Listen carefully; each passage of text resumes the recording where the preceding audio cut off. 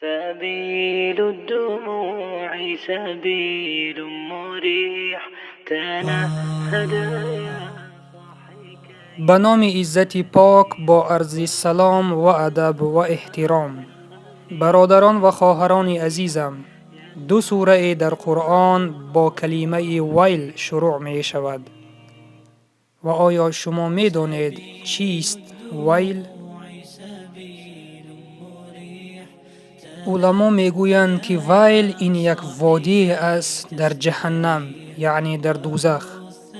ویل از شدیدترین تهدیدهای قرآنی هست و آن دو آیت اینها می باشند: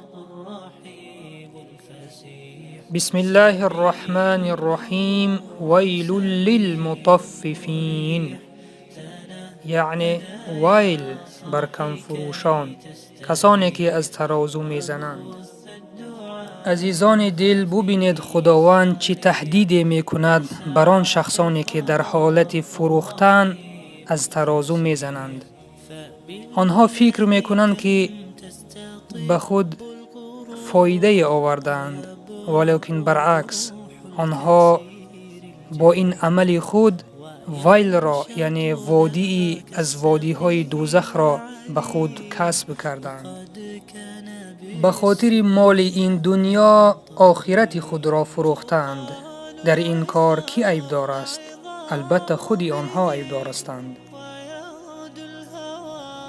و دومین سوره که با کلمه ویل شروع می شود این می باشد: بسم الله الرحمن الرحیم ویل لکل همزة لمزة، یعنی ویل بر عیب جویان و طعنه زنندگان. عزیزان دل، ببینید خداوند در این آیت چی می گوید. یعنی ویل به آن شخصانی که عیب مردم را می جویند و ویل بر آن شخصانی که طعنه می زنند. عیب جویی و یا طعنه زدن مردم این یکی از عملهای زشتی می باشد که با انجام دادن این عملها انسان به خود ویل را کسب می کند. برادر و خواهر ایمانیم، این آیت‌های خوانده شده اولین در مورد مال مردم بود و دومین در مورد آبروی مردم بود. پس مال و آبروی مردم را حفظ نماییم. در آخر از الله مهربان طلب می نماییم که توفیق عمل بر ما نصیب بگرداند و از آفت و بلاهای این دنیا ما را نگه بدارد و از خوردن مال مردم به ناحقی و ریزانیدن آبروی مردم ما را نگه بدارد.